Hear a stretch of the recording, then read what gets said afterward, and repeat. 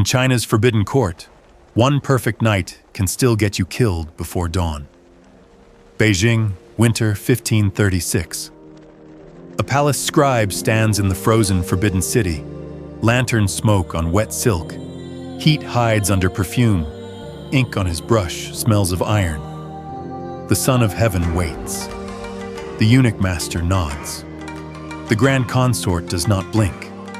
He weighs a silver bowl against an attendant's breath and decides who may touch the dragon's shadow. A thin pulse lifts the water's skin. One tremor of his hand and a family name vanishes before dawn. These are night rituals, cruel and precise, that move the empire while he sleeps. Stay with him. On November 27, 1542, just before midnight in China's Forbidden Court, the final rite begins. He will show you why. Night Watch 2, about 9:30 p.m. The north wind combs the eaves and turns the air to glass. The senior scribe stands at the gate of heavenly purity, with a brass key warming in his fist. His post begins with a lock and an oath to forget. He learned the calendar before he learned mercy. High to Z, 21-1. Hours that rust a spine. A jasmine hour for favor. A clove hour for warning. A bitter hour when omens frown. Would you last 1 hour here, when the schedule judges you like an algorithm? He moves through the inner corridor where lamps gutter and lacquer gleams like water. A bell waits on the wall for his hand. He touches it. 30 bodies move without seeing him. Routes are already drawn from corridor to bed and back to prayer. No mistakes. You think your feed decides your night. Here, a roster does. In this palace, a name is a permit, revocable at speed. He stacks slips until the sound of them thins like smoke. He knows which will be erased if a night goes wrong. The breath test looks simple. Silver over candle, vapor on metal. He watches the mist bloom. He watches it fade. He counts the rise of a chest and notes a tremor that should not be there. Your apps count your steps. This court counts every breath. Would you survive that count? He remembers the old master. Ink remembers better than any sword. Grind until the stone warms and the mind cools. A record once killed someone he never saw. Breath warms the silver, and the room holds its breath. 2 gongs fall into frost and break the quiet. Beyond the red doors, a brave laugh cracks and dies. He does not look up. He sets the slips in order. He breathes once and lets it go. By custom, the emperor's shadow crosses this table near midnight on chosen nights. It will cross again on a night he already fears to name. November 27th, 1542. If you are watching this near midnight, remember, some midnights write your name, some erase it. He can feel it long before it comes. Power keeps time. The city keeps time with it, or does not live at all. Do you still think this is romance, or just an audit with candles? He raises his brush over the first name. Wax creeps down the candle like a slow decree. Somewhere a door opens because someone decides it will. Somewhere a door stays shut because no one dares. The attendant's breath steadies. The bowl settles. On another night, this would be enough. Tonight, the roster is light as a lie, and his hand heavy as a sentence. He signs in the thin space that decides whether a lineage reaches dawn. Tonight, his ink decides who survives the dawn. Forbidden City, late spring 1539. Late afternoon light lies flat on yellow tiles. His name is Li An. He walks the outer circuit with a slate and a brush. The order looks calm from a distance. Up close, it moves like water under ice. Ranks stack like lacquered boxes. Empress at the summit. Senior consorts below. Junior consorts beneath them. Attendants at the base. Names inside those boxes are not people here. They are permissions that can be issued, paused, or erased. Leon enters the night calendar chamber. Boards hang like grave tablets. A narrow pin slides from one square to another, and a future tilts. He notes the change and stamps the time. Perfume keeps better time than drums. A jasmine hour promises favor. A clove hour warns the bold to be small. A bitter hour punishes talk that traveled too far. He writes what the pin decides and closes his mouth on what he thinks. Does your calendar decide your worth, or only remind you of it? Petitions move like snakes through grass. A silk bundle here, a poem there, a prayer hidden in embroidery that looks like clouds. Leon watches how gifts travel like spies and return with answers. A slip of paper opens a door faster than a cry. The chosen smile without moving their mouths. The scheduled do not smile at all. He records both truths and keeps both quiet. Screens leak warmth that smells of amber. Inspection day pretends to be gentle. The air smells of camphor and soap. A physician's nod becomes law. Leon times the height of a flame and the pace of a pulse. He watches for a cough that tries to hide and a step that lands a fraction late. The form says, health.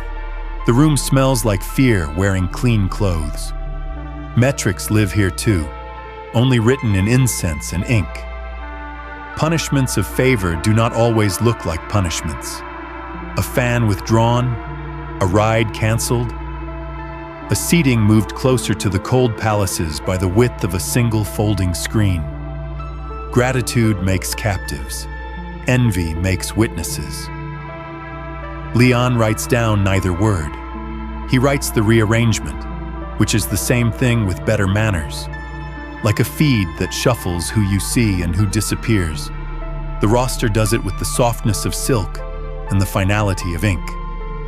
Desire answers the bell like staff. He pauses at the treasury of perfumes. Bottles wait like little laws. Sandalwood for calm. Osmanthus for luck.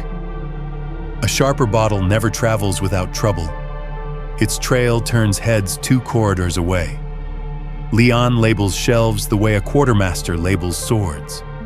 A scent can open a route, close a mouth, or make a night forget itself. If a schedule can bless you, it can cancel you. He files that sentence in his head where warnings live. At the drum tower, he checks the boards again. One marker sits wrong by a finger's width. Dust on the edge breaks in a crescent where a hand should never be. Leon follows the ripple backward through corridors and screens, past a door that should be sealed and is not. A runner pretends not to be out of breath. A smile pretends not to be a message. The afternoon holds the stillness of a trap before it shuts. He takes the long way back along the water channel to see who pretends not to see him. A name rises on the slate that should not rise today. A different name sinks without making a sound. The pin has moved again, and no one admits to touching it. Leon writes the change and stamps the time. Then he closes his hand and feels the outline of the brass key through his sleeve. Do you still call this romance or management by ritual? The calendar walks toward a winter no one names out loud. Sun slides toward the eaves. The city exhales heat and takes in shadow. Leon files the slate and signs the register. The room is quiet enough to hear a moth find the lamp. He knows the map of night routes he drew this morning will not survive the dark. He knows a door will open that should stay shut. He knows the schedule has been cheated and the debt will ripen fast. West Warmth Chamber, early autumn 1541, about 6:30 p.m. The air tastes of boiled herbs and polished stone. The selection looks correct. Not kind, just correct.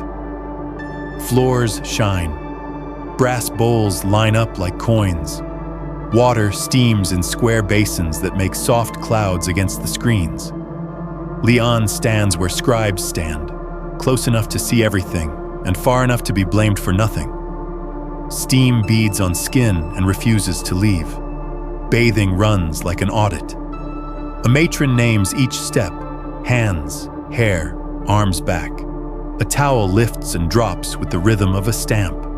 Every scent is a signature. Jasmine for favor. Clove for warning. Bitter pomelo for silence. The physician watches the pulse at the wrist and the color at the lip. His nod becomes law. Leon writes the nod and not the face. That is how the system stays clean. The body drinks the water, then gleams. He counts what the room pretends not to count. The water clock on the stand drips steady. 15 drops make a small eternity. A candle shakes when a door opens 2 rooms away. A hairpin clicks out of a comb and lands a breath late. He marks none of it on the page, but he knows it all by weight. If access is paperwork, who draws your map? He draws a route with a soft brush. Corridor to bed, bed to prayer. Prayer to the outer screen and back to the corridor again. Curves are lies, so he draws only straight lines. A steward rehearses the path with 3 attendants until their footsteps sound the same. The steward is proud of that sound. Leon is not. A good sound can hide a bad decision. Silk whispers along the path. The sealed order arrives still warm. The red wax smells faintly of pine. A name rises. A name falls. The line behind them ripples like silk in a draft. He does not read the eyes that follow him as he writes. He copies the order to the counterfoil, dries the ink, and presses a seal he does not love. The seal loves no one. He moves to the talisman table. Red thread, gold thread, a copper cloud charm on a worn string. He does not believe in charms. He believes in reach. A charm is a promise that a hand will be nearby when called. A schedule is a promise that a hand will not. He places the charm where the hand that needs it can find it fast. He places the schedule where the hand that fears it cannot reach. Inspection shifts from gentle to exact. A cough tries to hide behind a smile. It fails. The physician's eyes say nothing and everything. Leon writes what the nod says and not what the cough says. He feels the page tilt under his hand anyway. Promotion here is a rote drawn in ink, not a feeling. Heat lingers in the room after each breath. Outside, the corridor cools. The lamps breathe low. Petitions move in pairs now. Silk touching silk to pass a message no one will admit exists. He smells osmanthus where sandalwood should be. He notes the swap by moving a pin 1 square. He does not say a word. In this palace, the quietest corrections cause the loudest nights. The bell rings once. 30 bodies shift their weight. A runner brings a second sealed order before the first route is even tested. The wax is softer this time, as if the message has been running. Leon sharpens his brush. He writes the second change without blinking. Do you still call this romance or logistics in silk? He stands in the doorway and listens to the chamber forget what the word prayer is for. Somewhere a steward rehearses the straight lines again. Somewhere a matron counts towels and finds one missing and pretends not to know why. The water clock drips through another small eternity. Leanne signs the counterfoil and stacks both orders together, warm wax against warm wax. The next order comes faster than the last, and the wax will not be the only thing still warm. Autumn 1541, Z hour just before midnight. The forbidden court breathes as if it sleeps. It does not sleep. It repositions. Doors loosen and tighten by the turn of a wrist that never shows itself. Fans whisper. Sandals do not. Lian stands in the inner service passages where light is thin and rules are thick. They call the eunuchs knives wrapped in silk. Loyalty is carved into them. So is memory. A flick of a fan moves 30 bodies without a word. A closed fan moves none. Master Zheng carries a fan he never opens in public. He does not need to. When he nods, the corridor obeys. Lian walks with a small lamp and a ledger that weighs less than its consequences. The wax on tonight's order smells of pine and haste. He rubs the edge and finds a grit the eye would miss. Not pine, sand. Someone sealed this in a hurry, and not where seals are kept. Steam hangs in the air where no bath should be. Perfume rides it like a message. He measures time by breath and doors. One door opens with no sound, then closes as if the hinge is afraid to be noticed. Another door does nothing and means more. He reaches the wardrobe hall and counts garments that were not here at dusk. Silk, warmed from the inside, hangs almost dry. Behind a paper screen, a low laugh turns into breathing and then into silence.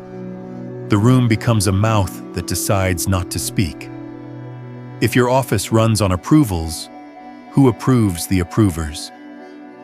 He finds the hatch behind the fifth screen, a panel with a latch polished by a careful life. The floorboard in front of it wobbles a width of a fingernail. Someone has been here often enough to make the wood learn a new trick. He kneels. Wax flakes hide in the dust. Two colors. One darker than the seal he knows. Someone carries a second seal, or a seal that has been living in ash.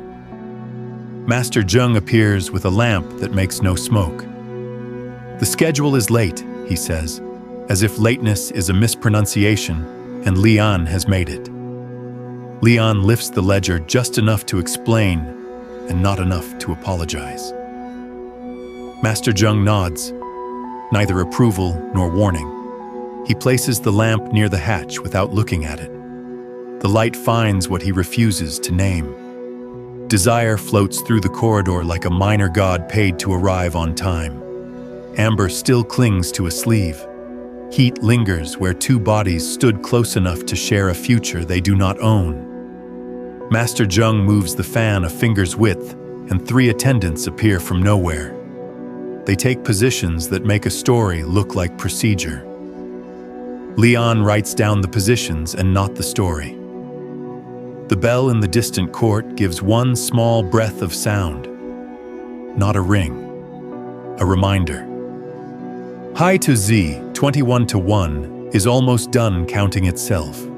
Lian marks the minute and leaves the hatch closed. We will require exactness, Master Zheng says. The word exactness reaches farther than truth tonight. He follows the corridor where the lamps are trained to be brave. The talisman table has a new charm in the corner, copper rubbed bright by an anxious hand. He moves it half an inch so the hand that needs it will find it in the dark. On the roster, a permitted name is now written as if it always belonged here. The alteration is neat enough to be legal and too fast to be honest. He copies it because the system demands obedience even from those who see it clearly. Do you still call this order or a coup in slow motion? The palace exhales once and sets its face for mourning. Lian closes the ledger. He files the order in the quiet way a knife returns to its sheath. The screen behind him remembers the warmth it was paid to forget. Master Zheng's lamp goes out without smoke as promised. The corridor looks innocent by design. Somewhere, wax cools around a lie that fits too well. By dawn, favor will learn how punishment is spelled. Winter 1541 into 1542, first watch leaning toward second. The roofs hold frost like a rule no one argues with. Favor looks warm from far away. Up close it drafts cold into the bones. Lian walks the corridor that leads toward the cold palaces, and stops where warmth used to be. Punishments of favor do not announce themselves. A fan withdrawn, a carriage reassigned. A room moved 3 doors closer to the north wind. A seamstress receives new cloth and loses her place in the procession. The record calls these adjustments. The body calls them hunger. He opens a ledger and writes 2 lines that look the same. One line moves a life, the other only pretends to. The eunuchs pass like breath held behind teeth. Master Zheng says nothing. He does not need to. Doors open for him at the speed of a nod. Tonight they open slower. Perfume is quieter here.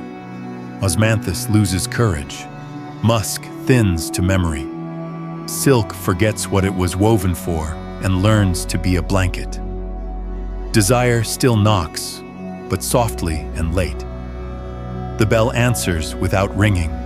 A petition arrives folded like a flower that knows it will never bloom. Lian weighs it in his hand and decides the petitioners already know the answer.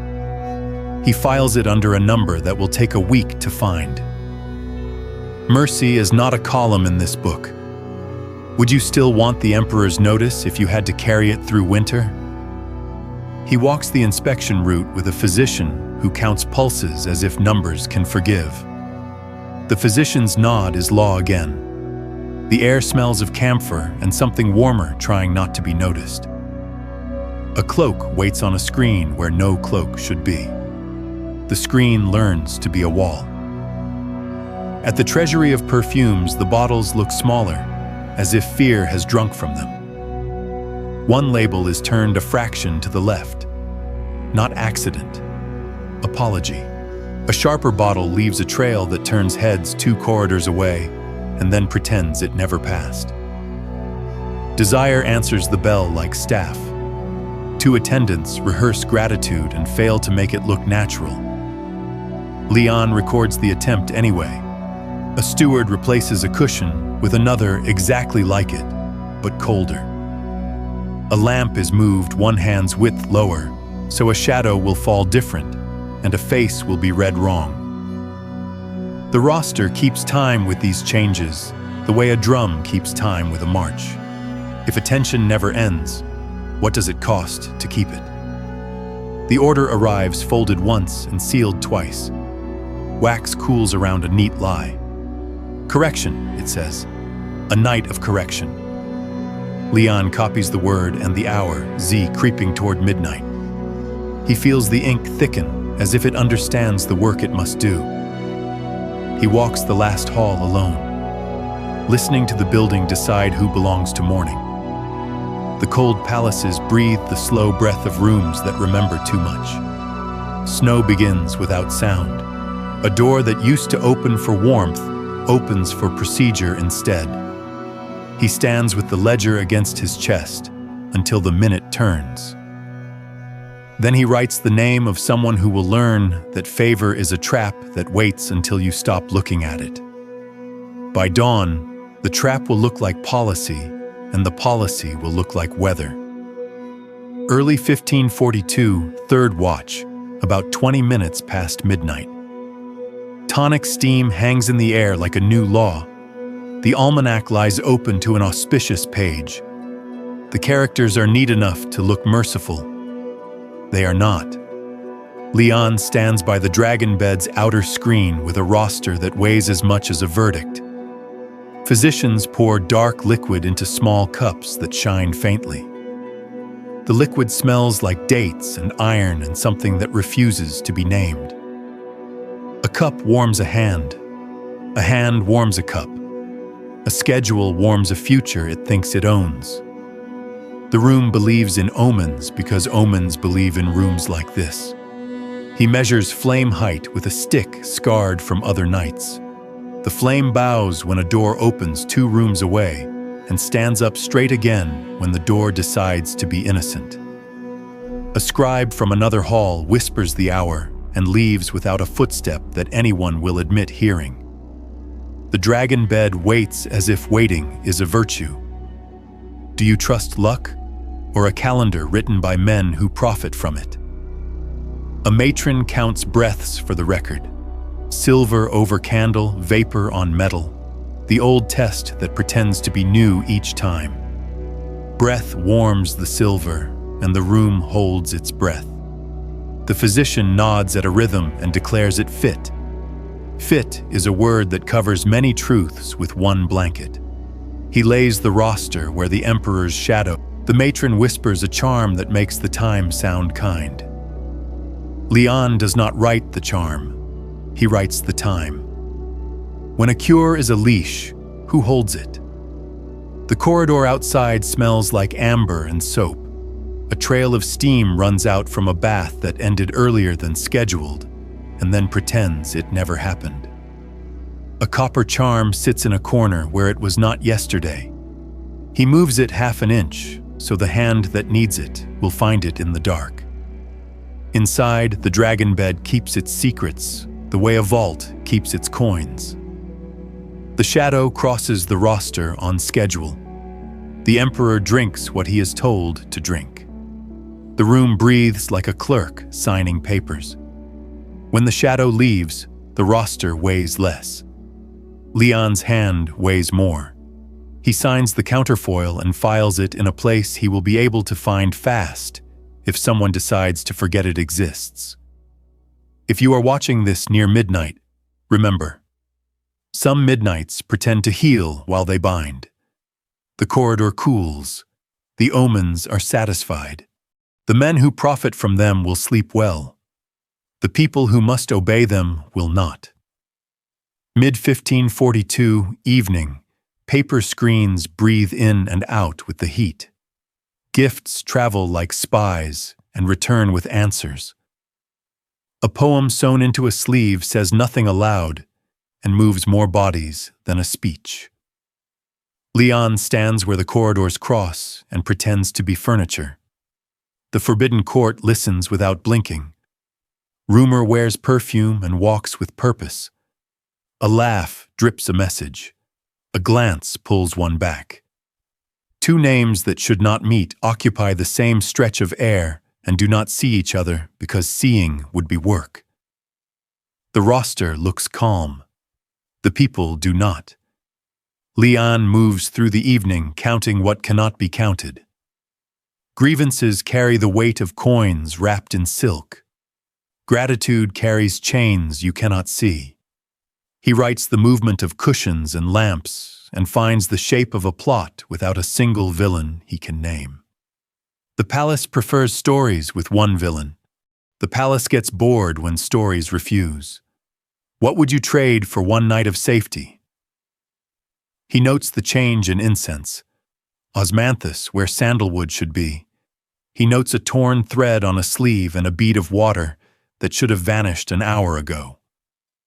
Heat lingers in a corner no lamp claims. Desire stands in the hallway with its hand out and its eyes down. It is paid on time and not at all. A new servant arrives with old shoes. He bows too well. He carries a tray that floats. He learns corridors faster than anyone should.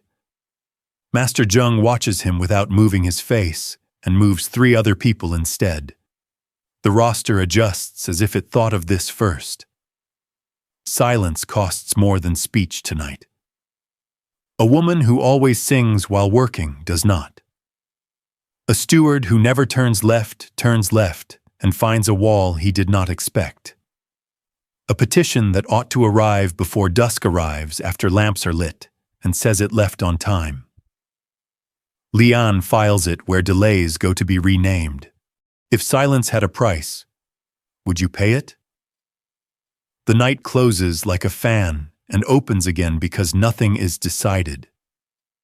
The city outside pretends not to press its ear to the wall. Inside, a door opens a finger's width and someone chooses not to pass through it. The calendar walks toward winter 1542, one steady, merciless step at a time.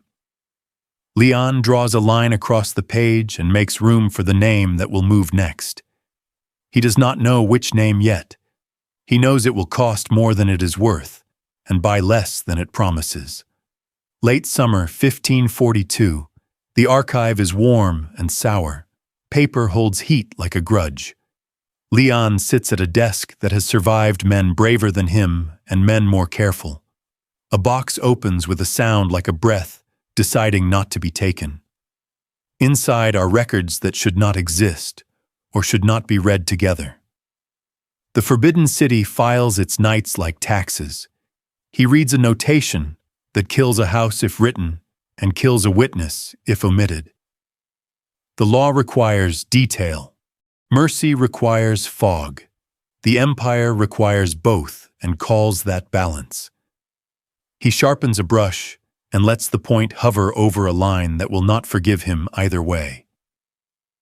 If a single line can kill a house, would you write it? He copies a name into a column that will be checked by men who have never met the person it belongs to.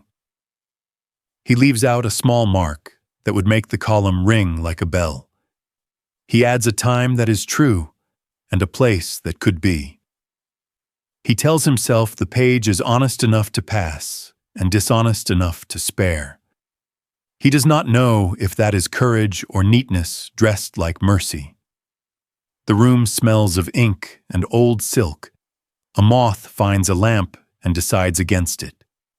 A clerk passes the door and does not look in because looking is work he cannot afford. The fan on the wall does not move. The air moves anyway. A small charm sits near the hinge where no charm should wait. It is there to be found. He leaves it to be found. He stamps one sheet and lets another wait. He binds 3 volumes no one will read on purpose, and places a 4th where it will be read by accident. He seals a packet with wax that cools around a choice. He licks the edge of a brush and tastes iron and heat the room has no right to own. Is truth here to be clean or to be useful? Outside the archive, a corridor holds its breath the way rooms do when words inside them could topple a wall. Leon files the packet in a drawer that opens only if you know the trick. He leaves the trick written in a place where only a person who needs it will look. He tells the drawer to keep quiet, and the drawer pretends to listen. 2 months stand between this day and a night the palace refuses to name. The calendar walks there with the calm of a river that has already met the sea. Leon closes the archive and locks it with a key that looks like a question mark. He does not answer it. He takes the long way back to his room and does not turn when a door behind him opens and closes without a step passing through. Forbidden City, Consort Douane's rooms, November 27th, 1542, just before midnight. The cord they chose looks harmless. It is not. Hands move in the dark. Knots learn a lesson they were not meant to teach. The world narrows to breath and silk and a bed that was built to witness nothing and sees everything. Leon hears the wrong silence first, a silence with edges. The lamps are too brave tonight. He follows the corridor that does not want to be followed and reaches a door that knows his hand. Inside, the air smells of amber and something colder. A shadow lies where a shadow should not lie. The knot bites. The body under it falls towards sleep and finds a wall. A gasp becomes a warning that does not reach a voice. A sandal slips. A cord tightens and fails. The emperor's breath stumbles but does not stop. He faints. They do not. You are waiting for justice. You will get procedure. Feet find stone. Stone finds echoes. The corridor fills with a sound that knows the path better than fear does. Master Zheng does not raise his voice. He does not need to. Names begin to gather like storm birds at the edge of the page. Leon opens the ledger with hands that do not shake and writes what the night tells him to write. 16 names go into the book. They do not leave it alive. The city outside keeps sleeping because sleep is what it is paid to do. Inside, a fan opens and closes without a sound.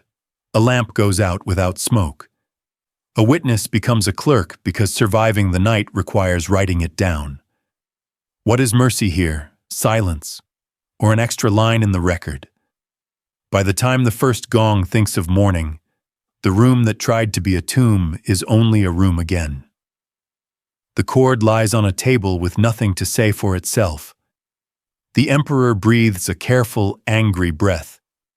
Someone tries to pray and fails to find a word that is not a verdict. Leon closes the ledger. He files it where procedure keeps its teeth. The palace resets its face for dawn, and ash learns to be air. Winter 1542 into 1543. Edicts fall like snow, soft and heavy, and meant to be beautiful from a distance. The most horrifying ritual does not have drums. It has a ledger. The court deletes birthdays and mothers and the right to remember. A person becomes a silence that takes up space where a name used to be. Leon copies orders that say nothing and mean everything. Delete the name. Delete the lineage. Delete the month when the moon was kind. The brush moves as if the hand is not his. Ink decides who survives the dawn. Paper makes survival expensive. He tells himself he is only writing. He knows better. If you could save one name and no more, would you? The city walks quieter. Servants invent new routes so they will not pass doors that now pretend they were never doors. The treasury of perfumes smells like apology and policy. Amber fades. Bitter notes linger. The dragon bed sleeps under watch, as if sleep can be commanded like soldiers. Leon returns to the archive with a packet he sealed for a future he cannot see. He hides one line under a line that looks like it matters. He omits one mark that would make a bell ring. He leaves a key where a hand he will never meet might find it. He does not know if this is rescue or arithmetic. When truth can break the state, which do you keep? The emperor rides out to the West Park, and the corridors learn to talk in footfalls. Master Zheng opens his fan for the first and only time Leon sees, and then closes it again before anyone can prove it happened. The roster looks smaller. The court looks cleaner. Both are lies told carefully. Spring waits far away. The ink in the brushes thickens like the last week of winter. Leon files the final edict of the season and stands a long time with his hand on the drawer. The room listens. He says nothing. Paper conquers desire here, and desire learns to wear paper on its face and call it fate. He blows the lamp out without smoke and walks into a corridor innocent by design. Outside, snow begins again and does not ask for permission.